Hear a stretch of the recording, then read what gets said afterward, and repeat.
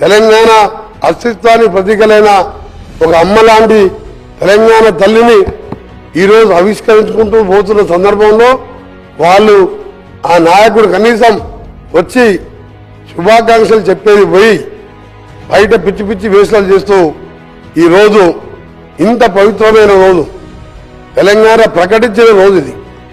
అందుకే అధ్యక్ష, ఈరోజు మీ ద్వారా మరొకసారి ప్రతిపక్ష సభ్యులకు, బీజేపీ వారు కానీ సిపిఐ పార్టీ వారి నాయకులకు వారికి కూడా ధన్యవాదాలు తెలియజేసుకుంటూ, తెలంగాణ వస్తే అందరం జన్మ ధన్యమైపోయిందిరా, మన జీవితాలు బాగుపడతాయి, అందరం కూడా బంగారు తెలంగాణ కాకుండా నీళ్లు నిధులు నియామకాలు వస్తాయనుకున్నాం.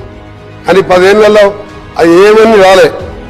తెలంగాణ తల్లి విగ్రహం ఉండే, మేమనుకున్నాం ఈ విగ్రహం చూసిన తర్వాత, మా ప్రభుత్వం వచ్చిన తర్వాత మా గౌరవ ముఖ్యమంత్రి గారు తెలంగాణ తల్లి అంటే ఏ చాకలి ఐలమ్మలాగనో, మనం ఇంట్లో చూస్తే మన అమ్మలాగనో, గ్రామీణ ప్రాంతాల్లో ఉండలే మన అమ్మలాగనో ఉంటుంది అనుకున్నాం.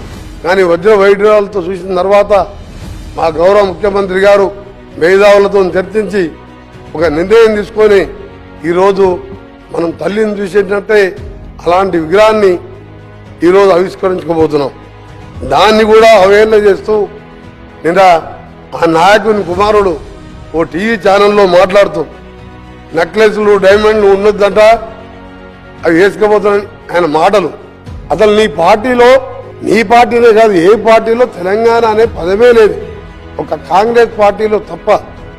మాది తెలంగాణ ప్రదేశ్ కాంగ్రెస్ కమిటీ అంటాం, టీపీసీసీ అంటాం. ఆయన టీఆర్ఎస్ని బీఆర్ఎస్ అని చేసుకున్నాడు.